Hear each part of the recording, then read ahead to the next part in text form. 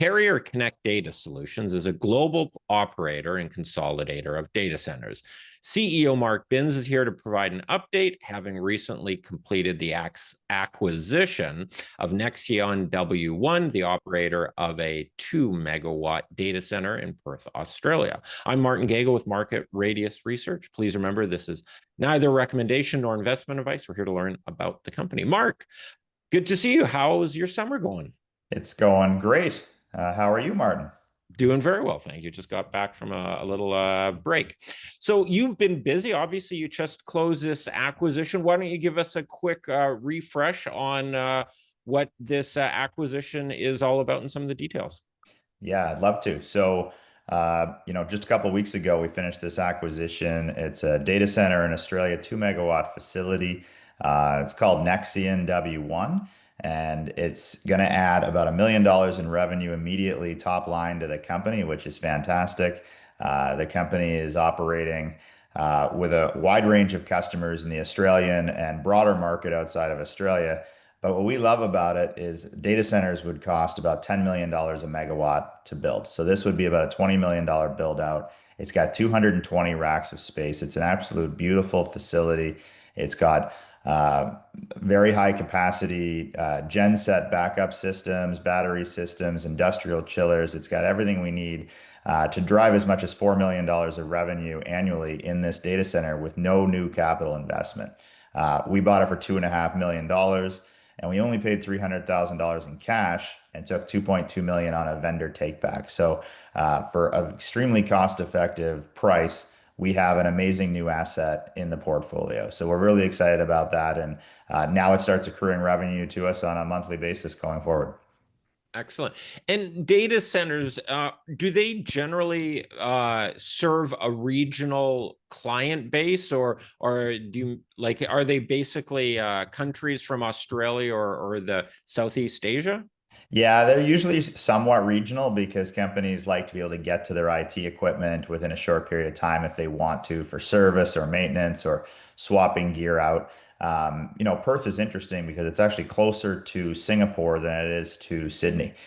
So it does serve Western Australia, but can serve the Asia Pac region as well. We're also talking to some AI customers in North America that are looking for space. They need large amounts of space. The data center business is very hot, and it's hard to find a lot of room to put equipment these days to our benefit. So they're looking at maybe they'll install some of it in our data center in Australia. So it is typically regional, but it also doesn't have to be if it's large scale installations. People will go where there is capacity. Yeah. And it sounds like you're at about 25% capacity utilization, a million of revenues, and you can drive it up to 4 million.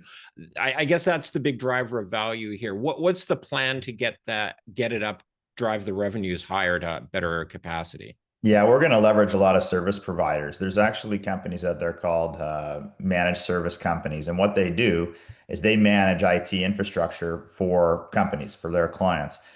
So with a small number of those guys, and we have some in our data center in Australia already, they can bring their new clients in and plug them into our data center. Because every time they sign up a client, they got to put their servers somewhere. So they're like a third party sales team, really. We work very hand in hand with the service providers in the industry. So they're going to help us fill it up. Plus, demand will come our way automatically. The previous owners weren't trying to sell the space. They weren't a data center company. And it's why we were able to buy it for a good price. But we're able to leverage our connections in the industry now and start putting people into that, more people, more customers into that data center. I want to say that is, data center number two. We also own a data center in Vancouver at 200 Burrard, which was our first one. But our strategy really is to roll up amazing data center assets that are cash flow positive, good management teams, good sales teams, but need some liquidity, looking for exits. We have an LOI signed for a data center in Ottawa. We've announced it is 4 megawatts of capacity. It's two megawatt facilities under one company. We can't talk a lot about a lot of the details because it's still under LOI, but we're moving towards closing that, and that'll be a significant growth in our portfolio overall and our Canadian holdings as well. We're also negotiating an LOI in Atlantic, Canada for a data center. And we have multiple other conversations going on, primarily across Canada, Calgary, Edmonton, Mississauga.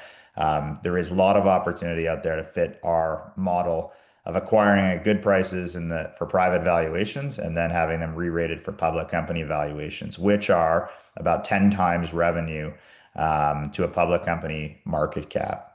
I'm curious, obviously, data itself isn't affected by tariffs and so forth, but is the tariff border issues going on with the US right now? Is that sort of triggering some companies to look at where their data is being held? Obviously, health data and educational data always had to be held in Canada, but just are people wanting their data to be a little closer to home right now? And is that driving any opportunities? Yeah, it is. They're calling it the sovereign cloud or sovereign data. And there's a lot of Canadian companies that are wondering if they're using, for example, Amazon Web Services, where their data is being stored. Is it in Canada? Is it US? Is it abroad?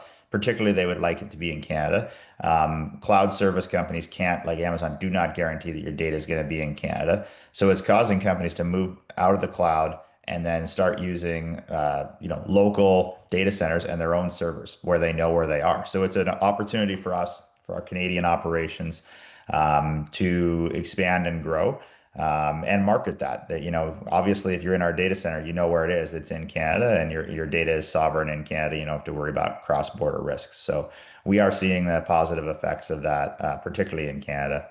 And you've raised some money recently as well.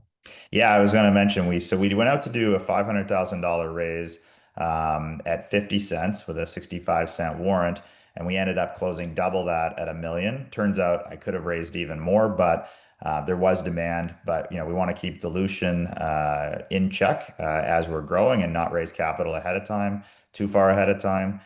We only have 13.3 million shares out. We're sitting around a $10 million market cap. So we got the money in the bank, and we also got our QB listing in the United States. So we just got our OTCQB listing, so we'll be able to start marketing the stock south of the border. This kind of story is really compelling in the US. There's a lot of investors who are looking for and understand that data centers are part of the future with AI driving all the demand. So yeah, we got some cash in the bank. We're beginning our marketing now, so it's a great time in the company. Any other thoughts or comments before we wrap it up here? No, I think that's been a great recap. It's been good to see you again, Martin, and walk through where we've been and where we're going. Excellent. All right, Mark, great seeing you. Thanks a lot, and talk to you again soon. Thank you.